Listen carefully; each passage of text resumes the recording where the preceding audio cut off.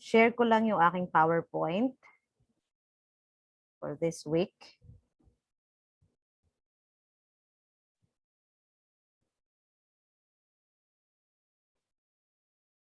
Kumusta ang inyong nakaraang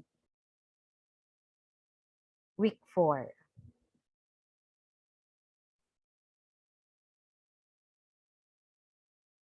Okay. Meron bang gustong mag-share or mag-tell ng story about what happened with last week's discussion on statistics and probability?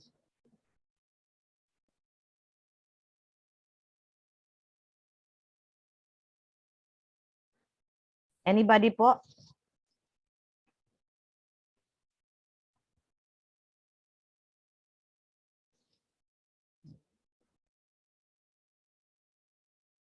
Jana?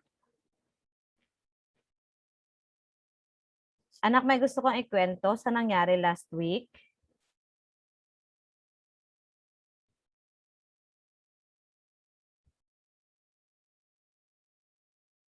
Jana? Sofia Marquez. Yes po, ma'am. Sino na yan? Si Jana? Ay, kala ko po Ara. Ara ha. Jana? Anak? Hello, ma'am. Ay, Ayan. sorry Gusto po, mo magkwento nung... Okay lang. Gusto mo magkwento nung nangyari last week? Wait lang po. Anong natandaan mo sa discussion natin last week? Yung ano po, yung table po ng, ano tawag doon? Yung table of area under the curve, normal curve po. And yung discussion po last week is about po doon, paano po makuha yung area po na corresponds do sa Z value and how to get the Z value po under ano po, yung sa mga mean po, kung paano makuha si X. Ganun pa. Yeah. Thank you, Jana. Kay Reese, ikaw, you want to add something? Kay Reese po, ma'am. Kay Reese. Kay Reese Chona.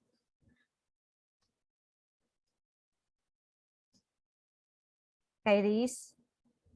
Yes po, ma'am. Ayan, go. Naalala ko po, mama, yung kung paano po mag-convert po ba ng normal random variable po sa standard. Okay. Ano ba yung formula ang ginagamit natin para ma-convert siya? Ano po, ma'am? Yung J po ba? Tapos po equals to X. Yung ano po yun? Sige, tama na. Go, continue. X minus what? Yung para pong inverted po na yung parang U po, tapos yung parang Sige lang. ay, alam ko na po, ma'am. Ano po yung standard ano po, equal Z-score. normal tapos po minus po mean divided by standard deviation po. Okay. May idadagdag pa, kay Reese? Okay na yon? Ayan. So, salamat kay Reese. So, isa po yun sa dapat niyong tandaan na formula ha. The Z-score formula where it is equal to X minus the mean divided by the standard deviation. Okay? So, actually, yung discussion natin ngayon, yung first module is familiar na kayo dyan. Kasi I know that in your practical research, pinag-aralan nyo po ito. So as we continue with this week's discussion, we have 3 modules to discuss. So the first module is about identifying the different random sampling techniques. So, kaya sabi ko sa inyo kanina, familiar na kayo dito kasi ang pagkakaalam ko na-discuss na sa inyo ang different random sampling techniques. Okay? So, very particular that we will focus here on the random sampling techniques. Kasi kung na-encounter ninyo, there are non-random sampling techniques. Ano po?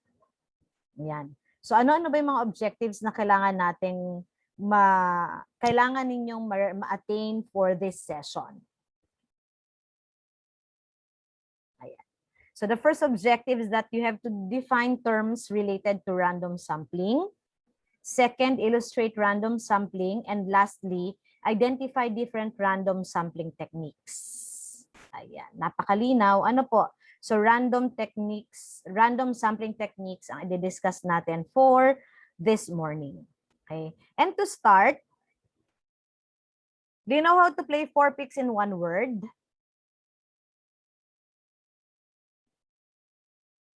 Yes Mga po. anak?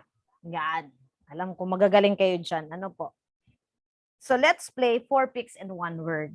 So you have to guess the 5 words based on the pictures na ipapakita ko. So you can chat po sa sagot ninyo, and the first to chat the correct answer will have an additional of 10 points, either in your learning task number 3 or number 4, or if in case na perfect ang learning tasks 3 and 4 ninyo, basta for week 5, you have an additional of 10 points. Okay po? 10 points for every correct answer, ha? Ay, 5 points na lang pala para hindi masyadong malaki. So, are you ready? Ready na ba kayo? Yes po. Yes po. Para na muna, ready na ba kayo? Tapos, yes po. Ulit. Ready na ba kayo? Yes, Yes ma'am. po. Medyo sigla-siglahan naman natin. Alam ko medyo antok pa kayo, no? Pero syempre, starting with statistics and probability sa Wednesday morning ninyo, kailangan medyo masigla para yung pasok ng learning ng Wednesday ay maganda rin. Okay, so and to start, so here are the pictures, the 4 pictures. Yan. And you have to guess the word. Yan. How many letters? 10-letter word. Parang may nauna ng sino nung una nag-chat. Tingnan ko lang una nag-chat, ha.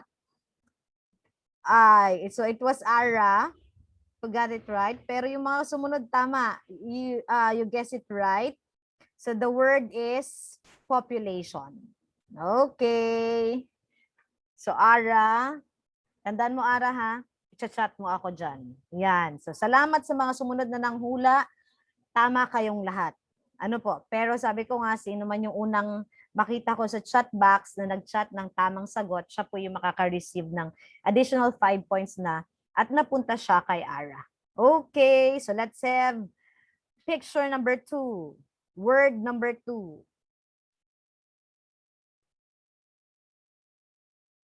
So we have a 6-letter word.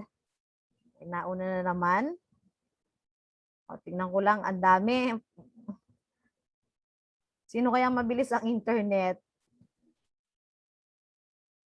Okay, so the 5 points, the next 5 points goes to Orlando. Ayan.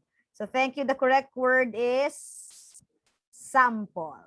Okay, so kita ninyo from the whole, may mga kinukuha lang tayong part, and that is a sample. Okay, thank you, Orlando. Let's have word number 3.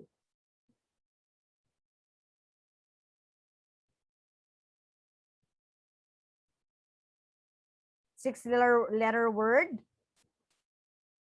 Nihintay ko ang unang makakapag-chat.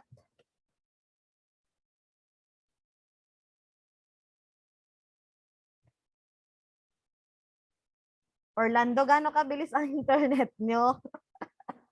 So it was Orlando again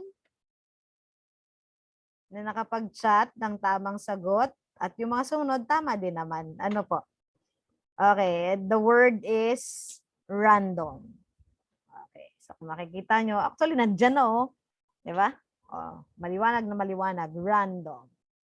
Okay, so 10 points na for Orlando. Siguro malakas ang internet niyan. Wait lang. Yan. Word number 4.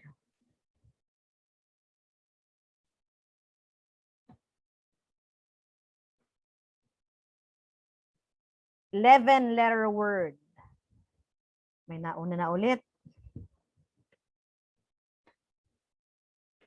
Nauna si JM.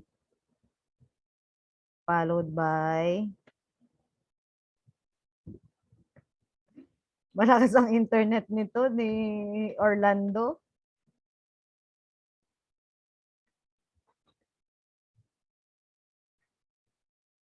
Okay, tama sana si JM, ano. Kaya lang medyo na iba yung word.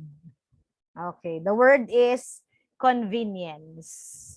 So, kung makikita nyo sa picture, lahat po yan.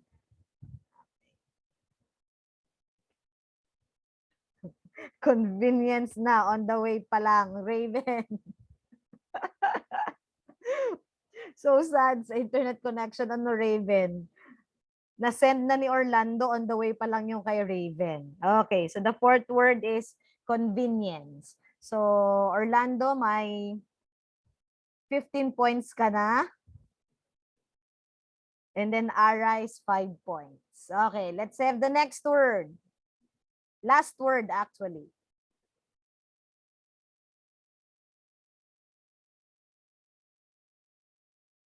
Seven-letter word. Aba, ay kabibilis.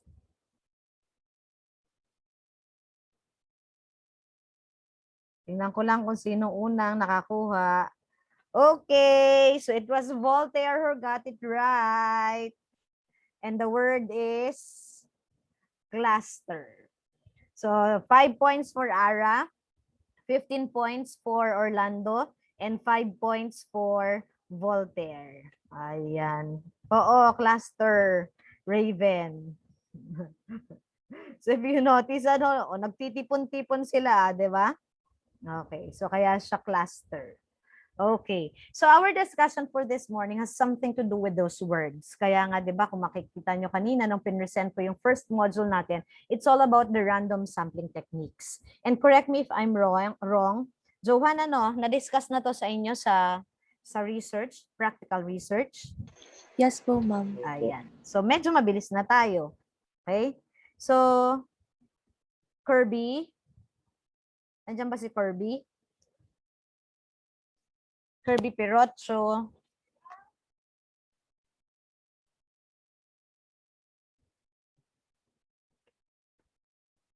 Anak, makakaimik ka?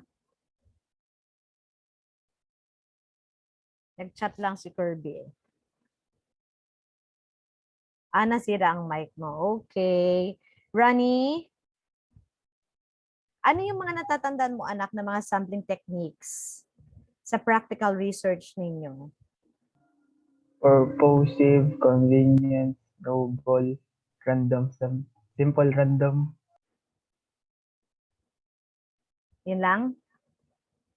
Ayan. So again, ito review na lang, ano. So ilan nga po yan sa madidiscuss natin ngayon. Okay. So let's proceed with the first 3 words na na-encounter ninyo sa ating 4 picks and 1 word na game.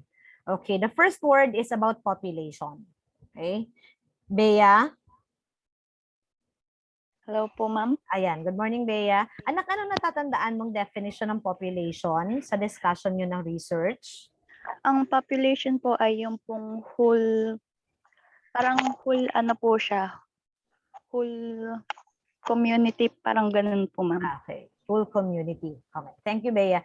So, if it pertains to the whole community or the totality of something, totality of your respondents, yun po yung tinatawag natin na population. Okay? So, it includes all its elements from a set of data. So, let's say, for example, in a certain research, you are trying to find out the emotional stability of senior high school students. So pagka yun po yung gagamitin natin, so the population will all be the senior high school students of Quezon National High School. Ano po? So kung ang lokal ninyo ay Quezon National High School, so lahat po yun ng senior high school, be it grade 11 or grade 12, the whole population. Okay po? So whole community nga daw, sabi ni Bea. Okay? So another word na nakita ninyo dun sa game natin na 4 picks in 1 word is the sample. So hindi po yan yung ginagawa sa showtime na sample, sample. Magsasample ka, Ray, Bourbon? Ano po, ma'am? Okay. So sample consists of one or more data drawn from the population. So in short, it's a subset. Ano po? So nanggaling si sample from the population. Okay? So kung halimbawa senior high school at medyo nadamihan ka, kasi in research you have to consider the number, hindi ba? Kasi it will take you more time, energy, and effort. So it's better to have a sample. So kung medyo madami yung senior high school students, pwede ka na lang pong kumuha ng sample from the population. So pwede pong halimbawa, maging sample mo na lamang ay students from the STEM. So grade 11 and grade 12 na students under the track na STEM, yun na lang po ang kukunin mo as your respondents. And that is sample. Ano? Di ba kung nakita nyo nga dun sa 4 picks in 1 word natin, yung sample, mula dun sa isang bilog ng mga tao, meron lang part na inihiwalay at yun yung mga sample. Siya daw yung magiging representative nung buong population. And since this module deals with random sampling, so of course, we need to define what a random sampling is. So a random sampling is a sampling method of choosing representatives from the population wherein every sample has an equal chance of being selected. So you have all the equal opportunity. Ano po? So lahat kayo, there is a probability to be included in the sample kung ang gagamitin natin ay random sampling. And there are different kinds of random sampling. Okay? So for us to be familiar again with the different random sampling, let's do learning task number 2. So in learning task number 2, all you have to do is to match the word in column A to its definition in column B. So here are the 2 columns. Okay? Brian, anak, Brian Bongat. Anak, can you match the word in column A for number 1? In column B, what do you think will be the definition of the word simple? Simple random sampling technique. Brian Bongat, anak. Letter B po. Letter B. Thank you, Brian. And that is correct. Okay? From the word itself, simple, meaning it must have few parts and it must not be complicated. So not complex. That's why it's simple only. That's a simple random sampling technique. Okay? So let's have Kurt Lajana, anak. How about the second word, systematic?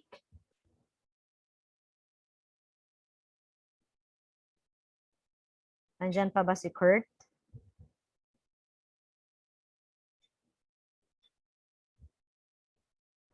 Anak.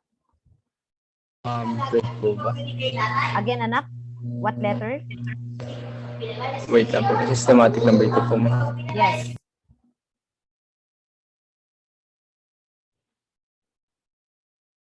Systematic, from the word systematic. If you do something in a systematic way, anong nangyayari? Kurt. You follow what? Letter A po. Okay, thank you, Kurt. That is correct. That is letter A. So there are methods to be followed pag sinabi natin systematic, di ba? It's a methodical procedure. Okay? Lay, how about the word in number 3? Yes po, stratified po ay letter D po. Okay, thank you, Lay. That's correct. From the word strata, diba? Stratified random sampling techniques. So may mga strata tayo, stratum na kino-consider. So yung groupings natin, it has something to do with their similar characteristics. So they are grouped together. Okay? And lastly, of course, so hindi na po ako mananawag because it's very obvious that when we say cluster random sampling, you have to divide the whole population, arrange them into classes, and that is cluster sampling. Okay? So now that we have simple definitions of these random sampling techniques, let's try naman to apply that in these situations. Okay, let's have situation number 1. Zek, anak.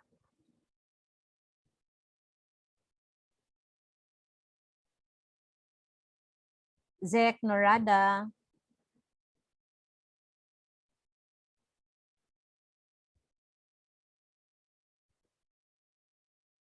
Let's have Vin Liam.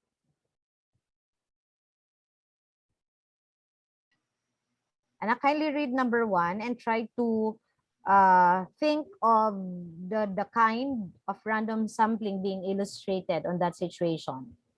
The researcher writes the name of each student on a piece of paper, mix the papers in a bowl, and draw 7 pieces of paper. Mom, Sige anak, is it simple, systematic, stratified, or cluster random sampling? So ang sabi, researcher daw ang ginawa, sinulat niya sa isang maliit na papel ang pangalan ng mga, let's say for example, sa klase ninyo, sa klase natin, sinulat ko lahat ng pangalan ninyo sa isang maliit na papel, ginupit ko siya, and then nilagay ko siya sa isang bowl. So if you are familiar with the fishbowl technique, saang klase ng random sampling siya anak kabilang? sampling po, ma'am. O anak, saang sampling technique? Is it simple? Ay, oo nga pala, joke lang. Joke lang po. Ma'am, ano po?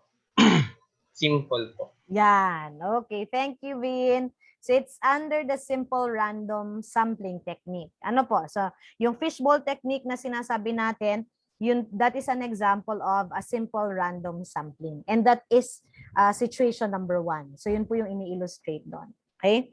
Let's have situation number 2, JM. Nag-raise ka ng hand kanina, anak. Valid pa ba siya for situation number 2? Opo. Okay, Systematic po. Kindly read the Systematic situation first. A researcher selects every 7 student from a random list. So this Systematic is random under sampling. what made you decide that this is really a systematic random Yung sampling? every 7 student po. Yan. So that's the method, 'di ba? Merong method na sinusunod na yung kada ikapitong estudyante, yun po yung mapapasama sa population. So ibig sabihin, lahat kayo may equal chances. But then, sa procedure na ginamit, it's only those na nasa 7, 14, 21, 24, 28, and so on and so forth, ang mapapasama sa samples niya. Diba? So, thank you, JM. Let's have situation number 3. Lara.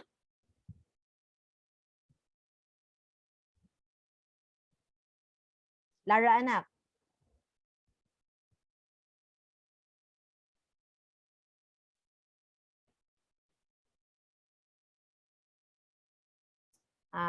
Let's have Michelle Aro. Yes, Go anak.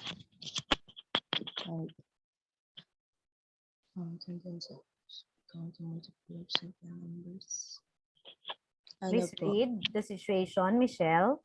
A researcher tells the class to count and then select those students who count a multiple of 7 numbers. Multiple of 7 numbers. Ano po? So this is under what? Simple? Systematic din po. Okay, thank you, Michelle. So this is also under systematic. Somewhat similar to situation number 2, hindi ba? So yung isa ay ika-7, ito multiple of 7 din, which is the same talaga. Na yung nasa ika-7, nasa ika-14. So, swerte mo kung nandun ka. Okay? At mapapasama ka sa sample natin. Okay, let's have situation number 4. LJ?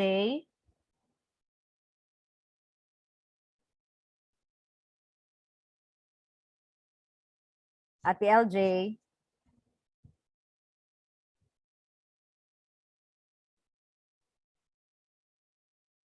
Raven?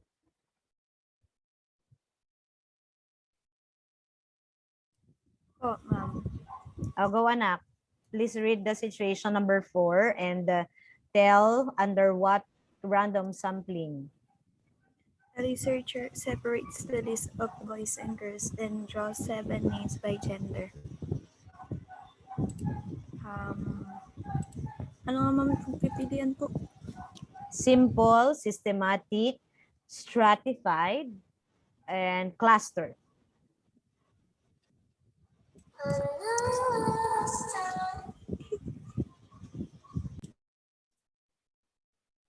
So ano nangyari dito sa situation na to? Sineparate yung list of boys and girls. May group ka ng boys, may group ka ng girls. So kapag nag-groupings ka ng ganon, ano yung ginagamit natin na random sampling?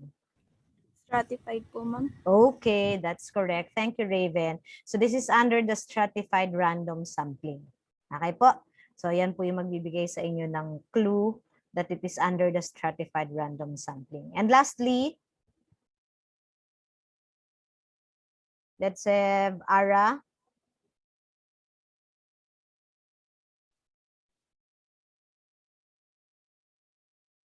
Arabella Isles. Nawala na si Ara. Ate Alec,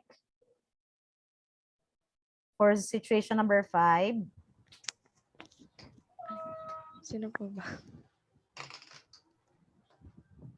A researcher surveys all students from 3 randomly selected classes out of 7 classes. Cluster, ma'am. Okay, thank you. So this is under cluster random sampling. Ano po? So yung 3 randomly selected classes. Yan. So yun po yung magbibigay sa atin ng clue that this is under the cluster random sampling. Okay? But then aside from those random sampling techniques, yan na nga yung simple random. So napakasimple lang po niya, ano. And then the systematic random sampling, the stratified random sampling, and the cluster random sampling. These are actually the 4 types of random sampling. So again, when we say random sampling, all the members of the population have an equal chance to be included in the sample. Pero there are cases po na nagkakaroon tayo ng bias in choosing the sample. At yun po yung tinatawag natin na mga non-random sampling. Okay? So in my discussion here, I will just try to include the 2. Kasi actually, in some books, in statistics, meron pa nung quota sampling. Ano pa yung kaninang nabanggit? Ayan, basta. So dalawa lang yung magiging focus ko po ngayon for the non-random sampling. We have the convenience sampling na yung pinakita nga natin sa 4 pics and 1 word na may mga convenient stores. Okay? And then the things that make us convenient. So convenient. So we have the convenience sampling, which is a non-random sampling wherein the researcher gathers data from nearby sources of information exerting minimal effort. So ito yung pamamaraan kung saan tayo mapapadali sa research natin. Okay? Kaya nga convenient eh. Diba? And then yung pangalawa po is the purposive sampling. So kung purposive sampling, another non-random sampling wherein the respondents are being selected based on the goal of the studies of the researcher. So sabihin natin na you are interested in finding the performance, school performance of children ng mga OFW parents.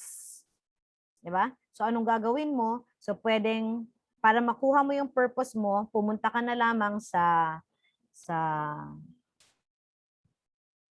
OWA, o kaya kung dito sa atin, hindi ko alam, sa City Hall, kung ano yung, sa peso siguro, para makita natin yung mga lugar na marami ang OFWs.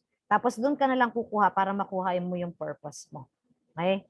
So, yan po yung dalawa lang na in-include ko. But then again, sabi ko nga, meron pang quota sampling or kung meron pang ibang non-random sampling na na-discuss sa inyo sa research, yun po yun. Ano po? Non-random. No equal chance of being included in the sample. Okay? So, that's all for the first module. And as we proceed with the second module, this is entitled Computing for the Parameter and Statistic. And for the objectives, yan, we have two objectives, distinguish between a sample statistic and a population parameter. And the second one is to calculate the parameter or statistic of the given data. Okay? By the way, merong may gustong itanong do sa first module natin? Meron ba? Mukhang wala. Okay. So let's continue now. Okay. Ano bang pinagkaiba ng word na parameter sa statistic? The word statistic is different from the subject itself na statistics, ha? Kasi yung statistic na term natin, it can be singular or plural. But the subject itself is plural in form but singular in meaning. So hindi po natin pwedeng sabihin na statistic and probability. No. So it's always statistics and probability. But the word here na nabibigyan natin ng definition, it can be singular or plural depending on the use. Okay po? So ano ba pag sinabi natin parameter? When we say parameter, it deals with the population. Anything that will describe the population is the parameter. So kung natatandaan po ninyo with last week's discussion, we used these symbols. Yan, sabi nga kanina ni Kairis, kung hindi ako nagkakamali, parang yung letter U, the italicized U, which is the symbol for the population mean, this sigma for the population standard deviation, and kapag may squared na po siya, it's the population variance. So kapag makikita nyo po itong mga symbols na to, lahat sila, ibig sabihin ang values nila came from the population. Okay po tayo doon? So wag malilito ha. Again, this is the population mean, the population standard deviation, and the population variance. But when we say statistic, it is a measure. So measure, kaya pwede siyang singular, pwede siyang maging plural. Depende, ano po. So statistic is a measure that is used to describe the sample naman. So kung galing naman sa population, so yung maging symbols natin, which is familiar na kayo dito, yan. So yung may X na may bar sa taas, that is the symbol for the mean. So this is the sample mean actually. The sample standard deviation, in some books, hindi lang S ang ginagamit nila, sometimes SD. Ano po? So iba-ibang book. Pero para magkaroon tayo ng uniform symbol, so we will use S na lang for the sample standard deviation. And for the sample variance, we have S squared. So again, so these are the symbols to be used. Kapag ito galing sa population, ito naman galing sa sample. And again, sample came from the population.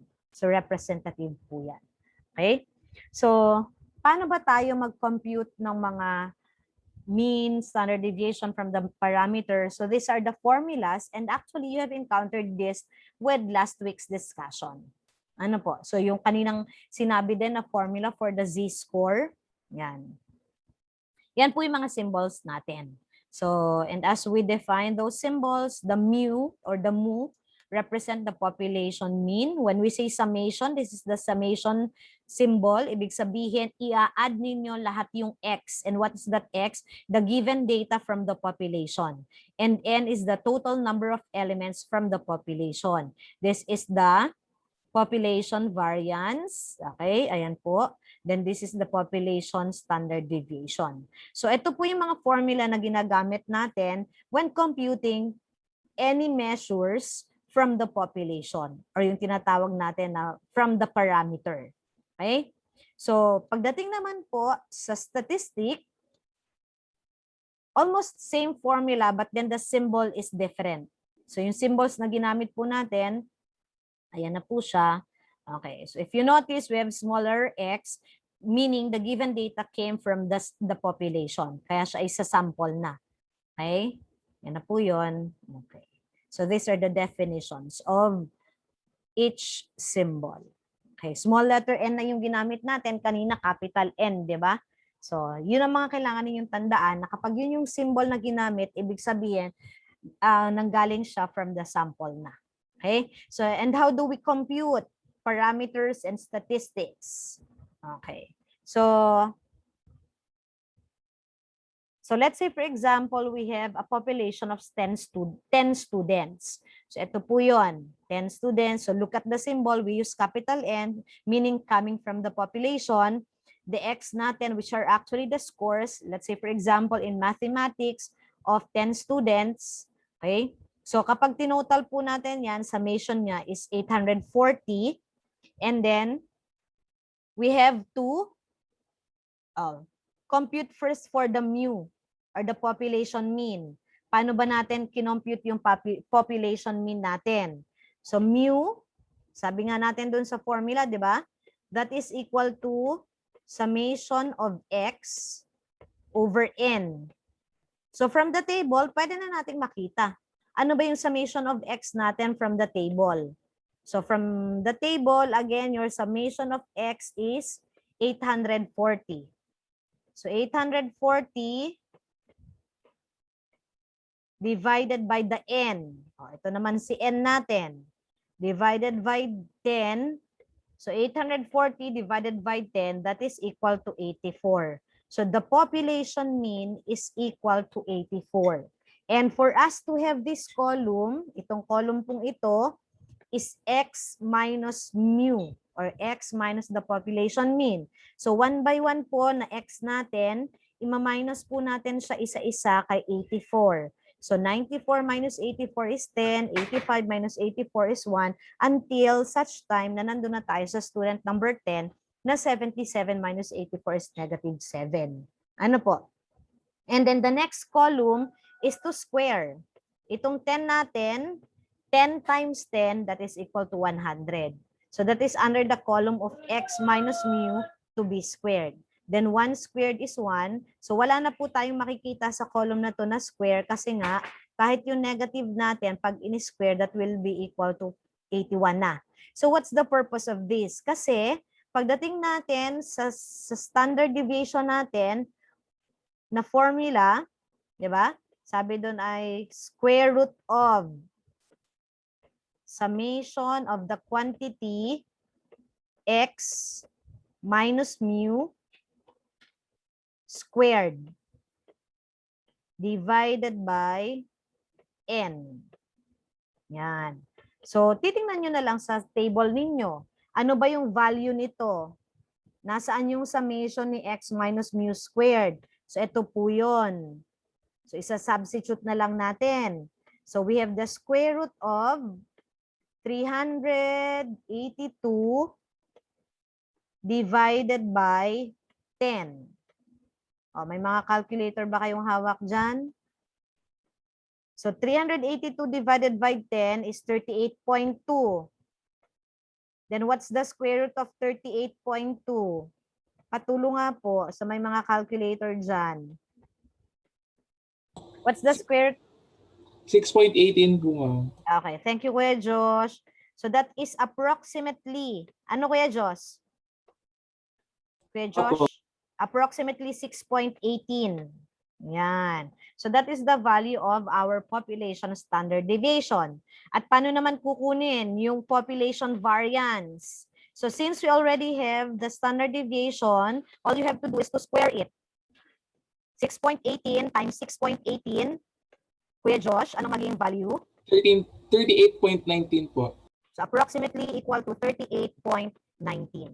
So that's how we compute parameters. Ano po? From the population again, pag sinabi natin parameter. May question po tayo dito. Wala po. Wala po. May differential na naman ba ang aking voice? Meron. Tumali na naman. JM, tumataas ang iyong Yun nga po yung sa ano po. Hindi po masyado maintindihan.